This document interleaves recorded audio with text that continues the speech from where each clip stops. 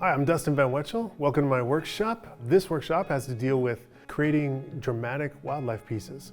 We're going to start with a rough sketch, and then we're going to talk a little bit about design and composition principles specifically to build a dramatic wildlife work. We're going to talk about how to use environmental elements to reinforce the idea as well as add drama to the piece, all the way through to the brushwork itself and the surface texture of the paint to add interest and drama to the painting. My approach has always been one of narrative. It's always been one of starting from a sketch, starting from a story, a communication I want to put onto canvas, and that's where it all begins, and that's really where my approach starts. This video offers a unique perspective on specifically building wildlife pieces, how to add drama to the piece, how to use poses, angles, how to use environmental elements and lighting to build drama in a wildlife painting.